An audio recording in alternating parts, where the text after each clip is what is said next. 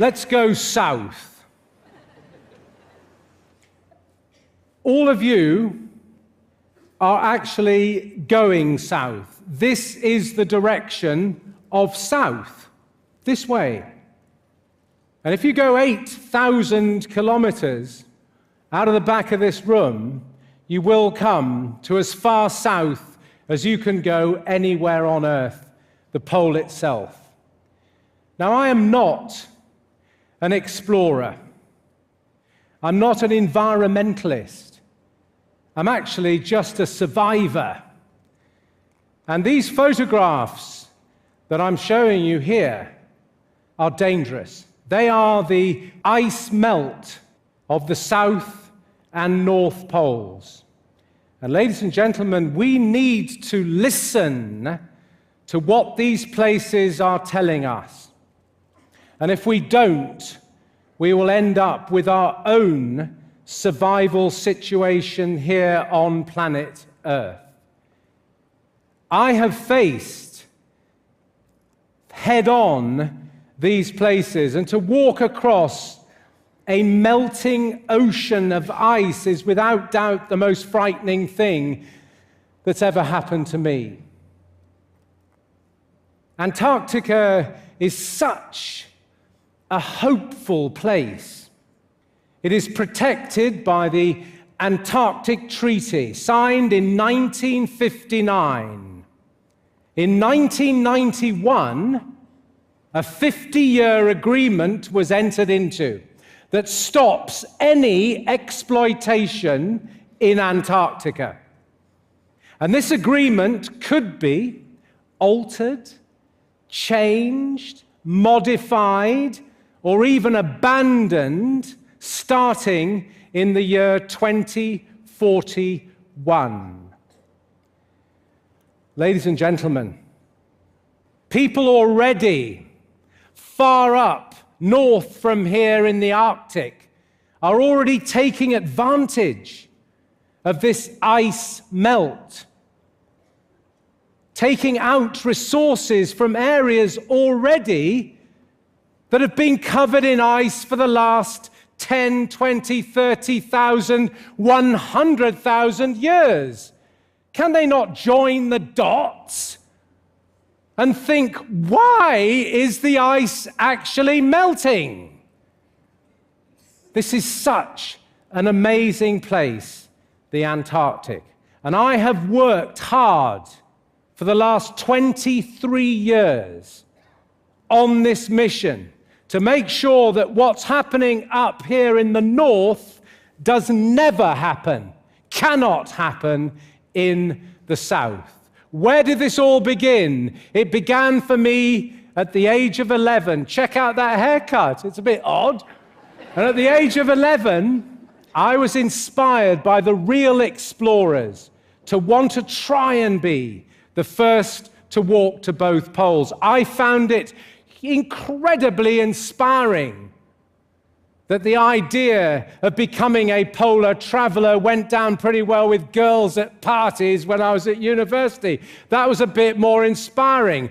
And after years, 7 years of fundraising, 7 years of being told no, 7 years of being told by my family to seek counseling and psychiatric help, eventually, 3 of us found ourselves marching to the South Geographic Pole on the longest unassisted march ever made anywhere on Earth in history. In this photograph, we are standing in an area the size of the United States of America, and we're on our own. We have no radio communications, no backup.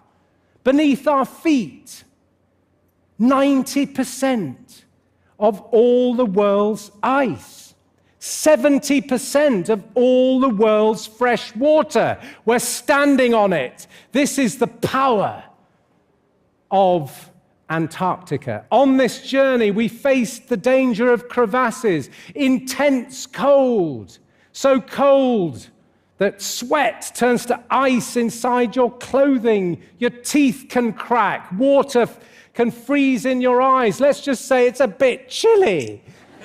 And after 70 desperate days, we arrive at the South Pole. We had done it. But something happened to me on that 70-day journey in 1986 that brought me here. And it hurt. My eyes changed color in 70 days through damage. Our faces blistered out, the skin ripped off, and we wondered why. And when we got home, we were told by NASA that a hole in the ozone had been discovered above the South Pole, and we'd walked underneath it the same year it had been discovered. Ultraviolet rays down, hit the ice, bounced back, fried out the eyes, ripped off our faces. It was a bit of a shock. And it started me thinking. In 1989, we now head north. 60 days, every step away from the safety of land across a frozen ocean. It was desperately cold again. Here's me coming in from washing, naked at minus 60 Celsius.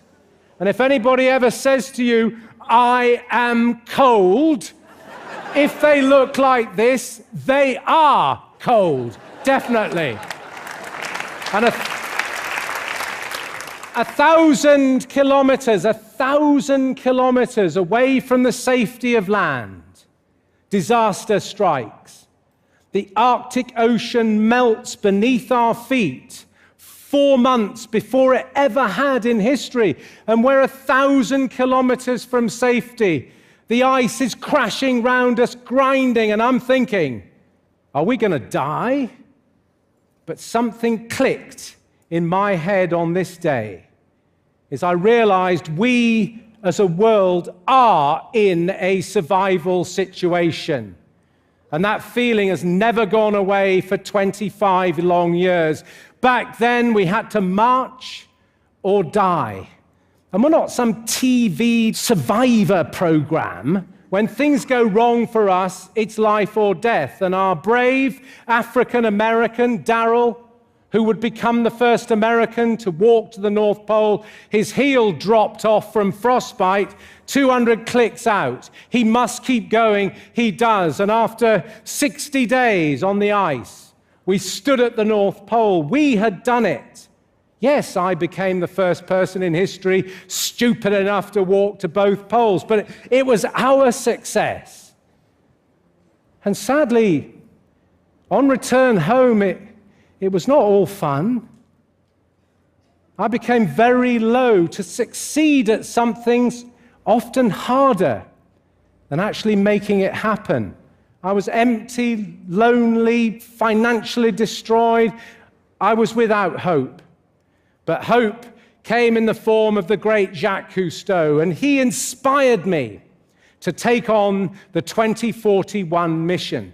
Being Jacques, he gave me clear instructions: engage the world leaders, talk to industry and business, and above all, Rob, inspire young people, because they will choose the future of the preservation of Antarctica. For the world leaders, we've been to every Earth World Summit, all three of them with our brave yacht 2041. Twice to Rio, once in 92, once in 2012. And for the Earth Summit in Johannesburg, we made the longest overland voyage ever made with a yacht. 13,000 kilometers around the whole of southern Africa, doing our best to inspire over 1 million young people in person about 2041 and about their environment. For the last 11 years, we have taken over 1,000 people from industry and business, women and men from companies, students from all over the world, down to Antarctica. And during those missions, we've managed to pull out over 1,500 tons of twisted metal left in Antarctica. That took 8 years. And I'm so proud of it because we recycled all of it back here in South America. I have been inspired ever since I could walk to recycle by my mum. Here she is. And my mum is still recycling, and as she is in her 100th year. Isn't that fantastic? And I love my mum. But when Mum was born, the population of our planet was only 1.8 billion people. And talking in terms of billions, we have taken young people from industry and business from India, from China. These are game-changing nations and will be hugely important in the decision about the preservation of the Antarctic. Unbelievably, we've engaged and inspired women to come from the Middle East. Often, for the first time, they've represented their nations in Antarctica. Fantastic people, so inspired to look after Antarctica. You've got to first engage people with this extraordinary place. Form a relationship, form a bond, form some love. It is such a privilege to go to Antarctica, I can't tell you. I feel so lucky. And I've been 35 times in my life. And all those people who come with us return home as great champions, not only for Antarctica, but for local issues back in their own nations. Let's go back to where we began.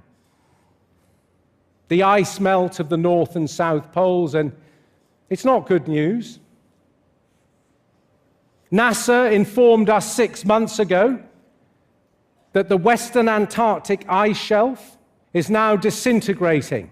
Huge areas of ice. Look how big Antarctica is even compared to here. Huge areas of ice are breaking off from Antarctica, the size of small nations. And NASA have calculated that the sea level will rise. It is definite, by 1 meter in the next 100 years, the same time that my mum has been on planet Earth. It's going to happen. And I've realized that the preservation of Antarctica and our survival here on Earth are linked. And there is a very simple solution. If we are using more renewable energy in the real world, if we are being more efficient with the energy here, running our energy mix in a cleaner way, there will be no financial reason to go and exploit Antarctica. It won't make financial sense. And if we manage our energy better, we also may be able to slow down, maybe even stop this great ice melt that threatens us. It's a big challenge, and what is our response to it? We've got to go back one last time. And at the end of next year, we will go back to the South Geographic Pole, where we arrived 30 years ago on foot, and retrace our steps of 1,600 kilometers, but this time only using renewable energy to survive. We will walk across those ice caps, which far down below are melting, hopefully inspiring some solutions on that issue. This is my son, Barney. He is coming with me. He's committed to walking side by side with his father, and what he will do is to translate these messages and inspire these messages to the minds of future young leaders. I'm extremely proud of him. Good on him, Barney. Ladies and gentlemen, a survivor, and I'm good, a survivor sees a problem and doesn't go, whatever. A survivor sees a problem and deals with that problem before it becomes a threat. We have 27 years to preserve the Antarctic. We all own it. We all have responsibility. The fact that nobody owns it maybe means that we can succeed. Antarctica is a moral line in the snow. And on one side of that line, we should fight hard for this one beautiful, pristine place left alone on earth. I know it's possible. We are going to do it. And I leave you with these words from Goethe. I've tried to live by them. If you can do or dream you can, begin it now. For boldness has genius, power, and magic in it. Good luck to you all. Thank you very much.